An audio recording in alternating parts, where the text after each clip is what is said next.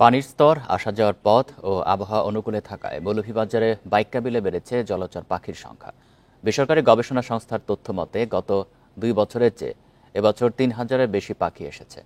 তবে শিকারীদের দৌরাত্ম্য, জলজ উদ্ভিদের সংকট ও অনিয়ন্ত্রিত দর্শনার্থীর কারণে হুমকির মুখে পাখিরা, বলছেন বিশেষজ্ঞরা। মৌলভীবাজারের শ্রীমঙ্গলের ৩টি বিলের সমন্বয়ে বিস্তৃত হাইলহাওরের বাইক্যা বিল। হাজারো পাখির কিচিরমিচির ও উড়ে বেড়ানো বাইক্যা বিলের বিশেষ বৈশিষ্ট্য। এই বিলে ৫৯% পাখি পরিযায়ী, যা দেখা যায় শীতে।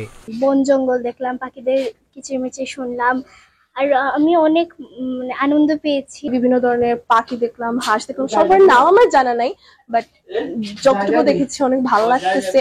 সম্প্রতি বাইক্যা বিলে শীতকালীন জলচর পাখির শুমারি চালায় বাংলাদেশ বার্ড ক্লাব ও ওয়াইল্ড লাইফ কনজারভেশন সোসাইটি। সেখানে ৩৮ প্রজাতির ৭,৮৭০ জলচর পাখির দেখা পান তারা। গত বছর একই সময় দেখা মিলেছিল ৩৩ প্রজাতির ৪,৬১৫ জলচর পাখি। তবে দর্শনার্থীদের অবাধ চলাচলে পাখিদের নিরাপদ বিচরণে ব্যাঘাত ঘটছে।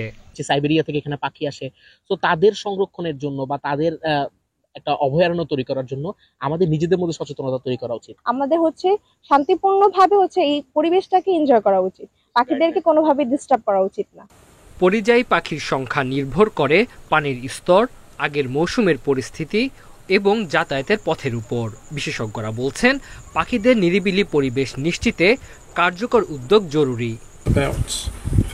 বিলে প্রায় ৫৮% পরিযায়ী পাখি এসেছে, দেশি পাখিও রয়েছে। গত বছরের চেয়ে পাখির সংখ্যা ভালো, তবে বিলে দর্শনার্থী নিয়ন্ত্রণ করা জরুরি। অতিরিক্ত মানুষের কারণে পাখির আবাসস্থল হুমকিতে পড়েছে।